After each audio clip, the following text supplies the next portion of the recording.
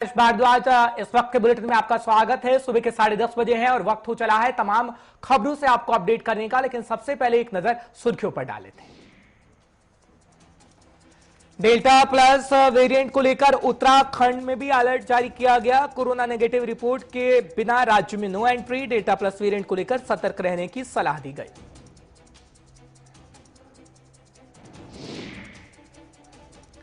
उत्तराखंड में कोरोना के मामले लगातार हो रहे हैं कम। ढील के साथ प्रदेश में 6 जुलाई तक बढ़ेगा कोविड कर्फ्यू। वीकेंड पर पर्यटन स्थल खोलने की तैयारी।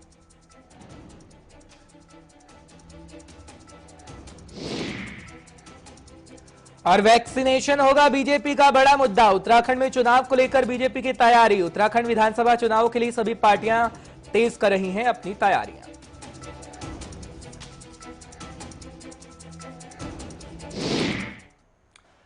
चलिए खबरों से आपको अपडेट फटाफट से कर देते हैं। बात उत्तराखंड की ही की जाएगी क्योंकि देश भर में डेल्टा प्लस का कहर हम देख रहे हैं। डेल्टा प्लस वेरिएंट का कहर है, लेकिन उत्तराखंड में भी इसको लेकर हाई अलर्ट जारी कर दिया है। आपको बड़ी जानकारी दे देते हैं। डेल्टा प्लस वेरिएंट को लेकर उत्तराखंड में अलर्ट जारी किया गया है। साथ ही साथ आपको यह भी बता दें कि कोरोना नेगेटिव रिपोर्ट के बिना राज्य में एंट्री नहीं मिलेगी।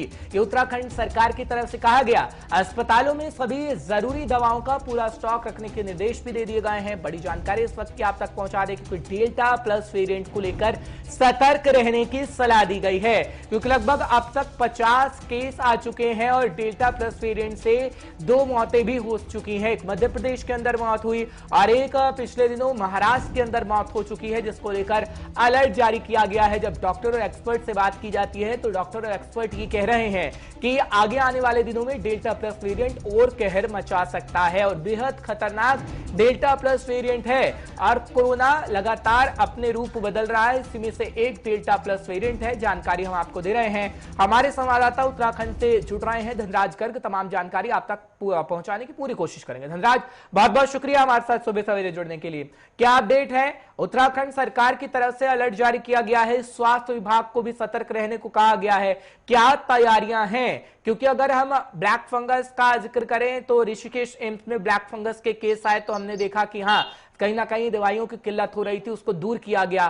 कोरोना को लेकर तैयारी है, वैक्सीनेशन को लेकर तैयारी है, तो डेल्टा प्लस वेरिएंट को लेकर क्या तैयारी सरकार की तरफ से खासकर की गई है? धनराज जी हर्ष, बिल्कुल जिस तरीके से अन्य राज्यों में जिस तरीके से डेल्टा प्लस के केस आने शुरू हो चुके हैं तो उसको लेकर उत्तराखंड सरकार अब सतर्क नजर आ रही है कि तमाम जो सुविधाएं हैं उनको रोक दिया गया है। जिस तरीके से कोरोना कर्फ्यू की बात करें तो कोरोना कर्फ्यू भी बढ़ाने की बात लगातार की जा रही है और साथ ही उत्तराखंड के मुख्यमंत्री तीरथ सिंह रावत ने हाई अलर्ट उत्तराखंड में जारी कर दिया है कि जो डेल्टा प्लस है इससे बचने के लिए स्वास्थ्य विभाग को अलर्ट मोड पर रहने की सलाह मुख्यमंत्री तीरथ सिंह रावत ने दी है और साथ ही निर्देश भी जारी किए हैं कि अस्पतालों में किसी भी तरह की दवाई की कमी ना हो, उसकी पूर्ति अभी से कर ली जाए। जिस तरीके से डेल्टा प्लस लगातार बढ़ने की बात की जा रही है तो उसको रोकने के लिए तमाम जो व्यवस्थाएं हैं वो सुधारने के निर्देश मुख्यमंत्री तीरथ सिंह रावत ने यहाँ पर दे दिए हैं। जी बिल्कुल, और जिस तरीके से हम देख रहे थे, हाँ, कोरोना काल इस वक्त भी चल रहा है, सामान्य परिस्थितियां अब धीरे धीरे हो रही हैं।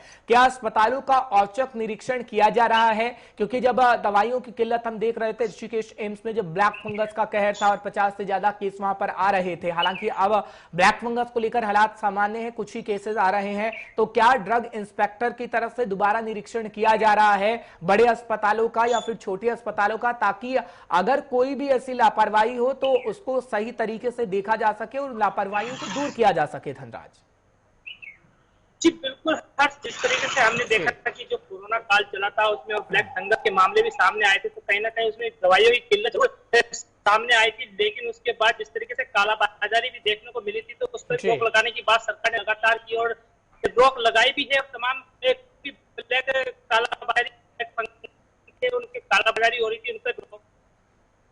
तो इसी तरह से जिस तरीके से अब डेल्टा प्लस की बात करें तो डेल्टा प्लस की जो संभावना जताई जा रही है उसको लेकर भी लगातार मुख्यमंत्री तीरथ सिंह रावत खुद अस्पतालों का निरीक्षण भी कर रहे हैं और तमाम व्यवस्था वहां पर सुधारने की बात वो लगातार कर रहे हैं। और साथ ही स्वास्थ्य विभाग की बात करें या ड्रग विभाग की बात करें तो वो भी लगातार इस पर निरीक्षण कर रहे हैं। अस्पतालों का दवाइयों की जो पूर्ति है उनको पूरा करने की कोशिश लगातार की जा रही है। और साथ ही आपको बता दूं कि जिस तरीके से उत्तराखंड में अब अन्य राज्य से आने वालों के लिए भी कोविड निगेटिव रिपोर्ट अनिवार्य कर दी है कि बिना कोविड निगेटिव रिपोर्ट के वो चलिए ठीक है, बहुत बहुत शुक्रिया धनराज तमाम जानकारी पहुंचाने के लिए, दर्शकों को अपडेट रखने के लिए। आपसे समय समय पर हम जानकारी लेते रहेंगे। फिलहाल डेल्टा प्लस का जिक्र कर रहे थे, क्योंकि राज्य में जब हम जिक्र करते हैं डेल्टा प्लस का तो फिलहाल ये कहा जा रहा है कि मुख्यमंत्री की तरफ से पूरी नजर रखी जा रही है। स्वास्थ्य विभाग को अलर्ट रहने को कहा गया है, क्योंकि कई राज्यों में डेल्टा प्लस का कहर हम देख रहे हैं और ऐसी स्थिति उत्तराखंड में ना हो, इसको लेकर खासा तैयारियां की गई हैं। चलिए कोरोना का जिक्र फटाफट से करेंगे, क्योंकि कोरोना को लेकर हालात सामान्य हो रहे हैं तो कुछ छूट भी दी जा रही हैं। कोविड कर्फ्यू का जिक्र करें तो उत्तराखंड में लगातार कोविड कर्फ्यू को बढ़ाया जा रहा है और आपको बता दें कि उत्तराखंड में कोरोना के मामले लगातार कम हो रहे हैं। इस बीच बड़ी जानकारी आपको इस वक्त की दे देते हैं कि ढील के साथ ही प्रदेश में 6 जुलाई तक कोविड कर्फ्यू बढ़ सकता है, उसको बढ़ाया जाएगा। वीकेंड पर पर्यटन स्थल खोलने की भी तैयारी की जा रही है। बड़ी खबर इस वक्त की आप तक पहुंचा रहे हैं, सरकार कोविड कर्फ्यू में कुछ और रियायत देने जा रही है। बड़ी खबर इस वक्त की आप तक पहुंचा रहे हैं, क्योंकि कोरोना के मामले लगातार कम हो रहे हैं। उत्तराखंड के अंदर हम देख रहे हैं किस तरीके की सिचुएशन बनी है। हालांकि अगर कुछ दिन पहले की बात करें तो कोरोना को लेकर परिस्थितियां बेहद गंभीर थी और देहरादून, रुड़की, चमोली, पहाड़ी से मैदानी इलाके सभी कोरोना से संक्रमित थे। लेकिन अब धीरे धीरे जब मामले कम आ रहे हैं, हालात धीरे धीरे सामान्य हो रहे हैं, तो हम देख रहे हैं कि कोविड कर्फ्यू में भी धीरे धीरे ढील दी जा रही है। क्योंकि पहले बाजारों को 3 दिन के लिए खोला गया, फिर बाजारों को 5 दिन के लिए खोला गया और अब अगर जनता का जिक्र करें तो जनता भी कहीं ना कहीं सावधानी सतर्कता बरत रही है, जो कि प्रदेश सरकार की तरफ से भी अपील की जा रही है कि कहीं ना कहीं जब मामले कम हो रहे हैं तो लोगों को भी सावधानी सतर्कता बरतनी होगी कि दोबारा से वैसी सिचुएशन ना हो जैसा कि हमने कोरोना की दूसरी लहर में देखी। हालांकि दूसरी लहर अब थमने लगी है, क्योंकि कोरोना की सुनामी एक तरीके से आप उसे कह सकते हैं कि कोरोना की सुनामी आई और उसमें कई लोगों की जानें चली गईं और इसी तरीके से लोगों की जानें ना जाएं उसको लेकर तैयारियां उत्तराखंड सरकार की तरफ से की जा रही है। हम आपको जानकारी दे रहे हैं कि उत्तराखंड के मामले लगातार कम तो हो रहे हैं, लेकिन आपको सावधानी सतर्कता बरतनी होगी और प्रदेश के अंदर हम देख रहे हैं कि सिचुएशन आखिर कैसी बनी हुई है। फिलहाल हमारे संवाददाता जुड़ रहे हैं, तमाम जानकारी आप तक पहुंचाएंगे कि आखिर सिचुएशन कैसी बनी हुई है। संचित इस वक्त हमारे साथ जुड़ गए हैं, बताएंगे आपको कि क्या राज्य में सिचुएशन है। संचित बहुत बहुत शुक्रिया हमारे साथ जुड़ने के लिए। संचित, ये कहा जा रहा है कि राज्य के अंदर कुछ रियायतें दे सकती है सरकार, क्योंकि कुछ ढील दी जा रही है। कोविड कर्फ्यू में मामले हालांकि सामान्य हो रहे हैं, आप ग्राउंड जीरो पर रहते हैं, सिचुएशन कैसी उत्तराखंड के अंदर है और बताइएगा वो रियायतें क्या होंगी। पहले 3 दिन बाजारों को खोला गया, फिर 5 दिन बाजारों को खोला गया, अब कैसी सिचुएशन उत्तराखंड के अंदर और क्या सरकार की तरफ से निर्देश दिए जा सकते हैं। संचित, देखिए, जिस तरीके से कोरोना के जो लॉकडाउन को खोलने के बाद रियायत दी गई थी, उसको लेकर के लगातार जो मार्केट में जो छूट दी गई थी, जो समय की छूट थी, उसको शायद से सरकार आने वाले समय में जो अब नई कोविड गाइडलाइन आएगी उसमें बढ़ा सकती है। मार्केट खोलने का जो समय शायद उसमें 7 बजे तक सरकार करने जा रही है। साथ ही साथ जो रेस्टोरेंट की जो कैपेसिटी है उसको लेकर के भी सरकार निर्णय ले सकती है। जिस तरीके से देखा जा रहा है कि डेल्टा वायरस कई प्रदेशों में आ गया है, उत्तराखंड में ना फैले, उसको लेकर के सरकार शायद से जहां तक हो सकता है जो रेस्टोरेंट है, मॉल है, इन पे दोबारा से लगाम लगा दे। जो रेस्टोरेंट में सिटिंग डाइनिंग 50% कैपेसिटी के साथ किया गया था, उस पर सरकार रोक लगाने जा सकती है। बिल्कुल, लेकिन संचित कहीं ना कहीं जब हम देख रहे हैं कि उत्तराखंड के अंदर अगर किसी को आना है तो कोविड निगेटिव रिपोर्ट लानी होगी। अब ऐसे में बात करें पर्यटकों की, क्योंकि पिछले दिनों हम ही खबर दिखा रहे थे, आप ही जानकारी दे रहे थे कि इस तरीके से उत्तराखंड पर्यटक ना आकर हिमाचल का रुख कर रहे हैं। तो पर्यटन इंडस्ट्री से जो लोग जुड़े हैं, होटल कर्मचारी हैं, होटल के मालिक हैं या फिर वो लोग हैं जो सीधे सीधे पर्यटन क्षेत्र से जुड़े होते हैं, क्या उन्हें कोई राहत देने की बात सरकार की तरफ से की जा रही है या वाकई कुछ ऐसी तैयारियां इस वक्त चल रही है? क्योंकि ये कहा जा रहा है कि पर्यटक स्थल भी खोले जा सकते हैं और 1 जुलाई से पूरा खाका तैयार करने की कोशिश सरकार कर रही है। तो जब पर्यटक स्थल खुलेंगे तो कैसी तैयारियां रहेंगी और क्या वाकई उसकी भरपाई हो पाएगी जितना नुकसान हमने कोविड काल में देखा जो पर्यटन क्षेत्र से जुड़े हुए लोग थे? संचित, देखिए, बात पर्यटन क्षेत्र से जुड़े लोगों की करें तो जिस तरीके से जो कोविड आया, कोविड के बाद जो होटल वाली लाइन है उसको लेकर के जिस तरीके से काफी नुकसान होटलियर लाइन को हुआ, तो उसको लेकर के जिस तरीके से अब जो सरकार ने गाइडलाइन जारी करी थी, उसमें जो उत्तराखंड राज्य में आने के लिए लोगों को जो कोविड रिपोर्ट थी वो नेगेटिव कोविड रिपोर्ट लेकर के आना था, जिसको लेकर के लगातार से लोगों की जो संख्या है वो उत्तराखंड के अंदर जो पर्यटक स्थल है, जैसे मसूरी की बात करें, मसूरी में काफी ज्यादा बढ़ चुकी है। बात मसूरी में देखेंगे तो जो होटल है, होटल पूरे इस समय लगातार पूरे खचाखच भरे हुए हैं। बात नैनीताल की करें तो नैनीताल में भी जो काफी जिम कॉर्बेट पार्क है इन सबको लेकर के नहीं खोला गया है, लेकिन जो होटल और झील विल है उसके पास जो भीड़ है वो बढ़ती जा रही है। बिल्कुल, और रियायतें धीरे धीरे दी जा रही हैं क्योंकि हम देख रहे हैं कि ढील सरकार दे रही है। मार्केट का जिक्र करें तो पहले 3 दिन फिर 5 दिन। क्या आप देख रहे हैं, क्या मॉनिटरिंग की कोई टीम गठित की गई है? क्योंकि जनता की जिम्मेदारी भी बनती है कि जनता भी अपनी जिम्मेदारी को समझे, लेकिन सरकार की भी भूमिका है। सबसे पहले क्या मॉनिटरिंग की कोई टीम गठित की गई है जो निगरानी करेगी कि हाँ लोग कोविड नियमों का पालन कर रहे हैं या फिर नहीं? क्योंकि जब हमारे संवाददाता जाते हैं, आप लोग जाते हैं, तो बाजारों की क्या स्थिति होती है वो सबके सामने है, किसी से छिपा नहीं है। तो दोनों को अपनी जिम्मेदारी समझनी होगी। क्या सरकार की तरफ से कोई मॉनिटरिंग की टीम गठित की गई या फिर हम देख रहे हैं कि जनता जागरूक है और कोविड नियमों का पालन कर रही है बाजारों के अंदर? संचित, देखिए हर्ष, मैं आपको बता दूं कि जो कोविड गाइडलाइन को लेकर के जो बाजारों की स्थिति है, इस समय पे जो बाजार जिस तरीके से खुले, लोग काफी ज्यादा लापरवाही बरत रहे हैं, जिसको लेकर के प्रशासन लगातार लोगों के चालान कर रहा है। और बात टूरिस्ट स्पॉट की अगर हम करेंगे तो जो कोविड प्रभारी मंत्री जो हर जिले में बनाए गए हैं, उन्होंने साफ निर्देश वहाँ के प्रशासन को दिए, वहाँ पे जिला प्रशासन को साफ निर्देशित किया है कि किसी भी तरीके की लापरवाही अगर किसी आने वाले पर्यटक के द्वारा या स्थानीय लोगों के द्वारा बरती जाए तो तुरंत उसके खिलाफ सख्त से सख्त कार्रवाई की जाए और उसके स्थान को, उसके प्रतिष्ठान को तुरंत सीज कर दिया जाए। बहुत बहुत शुक्रिया संचित, तमाम परिस्थितियों को बताने के लिए कि उत्तराखंड में इस वक्त कोविड को लेकर क्या कुछ हो रहा है। फिलहाल सरकार की तरफ से ढील दी जा रही है, इसका मतलब ये नहीं है कि कोरोना खत्म हो गया और आपको सावधानी सतर्कता बरतनी होगी, क्योंकि अब कोरोना अपना रूप बदलकर सामने आ चुका है। डेल्टा वेरिएंट का खतरा हम देख रहे हैं लगातार। लेकिन बात उत्तराखंड की करेंगे, लेकिन बात चुनावों की होगी, क्योंकि 2022 के अंदर उत्तराखंड में चुनाव होने हैं। और आपको जानकारी दे दें कि उत्तराखंड में चुनाव को लेकर बीजेपी की तैयारी पूरी हो गई है। यूं तो हर एक पार्टी अपनी तैयारी कर रही है। फिलहाल बीजेपी का मुद्दा वैक्सीनेशन का होगा, ये दरअसल बात निकलकर सामने आ रही है। मंत्रियों के ग्रुप बनाकर चिंतन बैठक लगातार की जाएगी और मुद्दा लोगों के सामने क्या रखा जाएगा उस पर गहन मंथन किया जा रहा है। फिलहाल उत्तराखंड विधानसभा चुनाव के लिए सभी पार्टियां इस वक्त तैयारियों को तेज कर चुकी हैं और बैठकों का सिलसिला भी लगातार जारी है। हम आपको जानकारी पूरी इस वक्त दे रहे हैं क्योंकि अब जो हलचल है वो बढ़ गई है उत्तराखंड के अंदर, क्योंकि चुनाव है आगे आने वाले समय में। ये तो 5 राज्य में चुनाव है, गोवा, मणिपुर, साथ ही साथ उत्तराखंड, उत्तर प्रदेश या फिर पंजाब का जिक्र करते हैं तो 5 राज्यों में बीजेपी अपनी पूरी तैयारी कर रही है। लेकिन उत्तराखंड में भी खास तैयारी है और इसी पर बातचीत के लिए ब्यूरो चीफ उत्तराखंड धीरेन्द्र प्रताप सिंह हमारे साथ जुड़ रहे हैं। धीरेन्द्र, बहुत बहुत शुक्रिया हमारे साथ जुड़ने के लिए। धीरेन्द्र, जानकारी दीजिएगा, क्योंकि कहा जा रहा है कि बीजेपी का अहम मुद्दा वैक्सीनेशन होगा, क्योंकि उत्तराखंड में हम देख रहे हैं कि बीजेपी सबसे आगे इस वक्त है वैक्सीनेशन की प्रक्रिया को करने में और हम गांव-गांव तक देख रहे हैं कि वैक्सीनेशन की प्रक्रिया पहुंच रही है। क्या वाकई आपको लगता है कि बीजेपी जो उत्तराखंड के अंदर मुद्दा लेके आएगी वो लोगों के इमोशन को भी टच करेगा और लोगों के दिलों तक पहुंचेगा, ताकि एक बार फिर सत्ता पर बीजेपी ही होगी? क्या लगता है आपको, ग्राउंड सिचुएशन क्या है?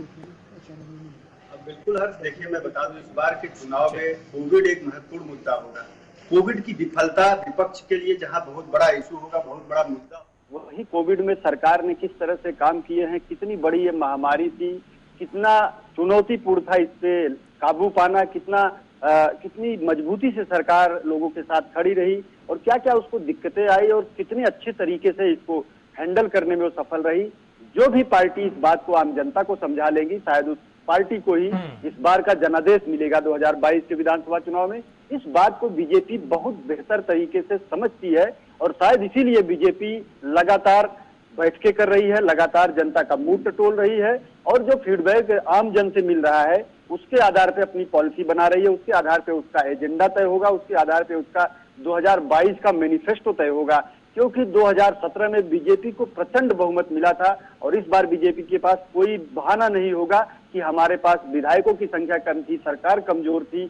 किसी भी बहाने की कोई गुंजाइश पार्टी के पास नहीं है और यह बात बहुत बेहतर तरीके से पार्टी के जो आला कमान है, पार्टी के जो रणनीतिकार है, समझते हैं। इसीलिए आप देखिए पूरे साल इस पार्टी के लिए कहा जाता है बीजेपी देश की ऐसी पार्टी जो पूरे साल चुनावी मोड में रहती है। तो उत्तराखंड में भी बीजेपी पूरी तरह से चुनावी मोड में है, लगातार बैठकें कर रही है। अभी प्रदेश कार्य समिति हुई और आज से रामनगर, नैनीताल में 3 दिवसीय चिंतन बैठक हो रही, जिसमें 7 सत्र रखे गए हैं। 38 लोग, इनके जो राष्ट्रीय संगठन मंत्री है BL संतोष, प्रदेश प्रभारी दुष्यंत गौतम, प्रदेश अध्यक्ष मदन कौशिक, मुख्यमंत्री तीरथ सिंह रावत समेत तमाम जो इनके बड़े नेता हैं, जो प्रदेश कार्य समिति के सदस्य हैं, तमाम जो मंत्रिपरिषद और मंत्रिमंडल के सदस्य उत्तराखंड सरकार के, वो सब इसमें शामिल होंगे और इस पे गहन चर्चा होगी। आप समझ सकते हैं 3 दिन में जब 7 सत्र होंगे तो कितनी गंभीरता से वहां चर्चा होगी और मुद्दे तय किए जाएंगे।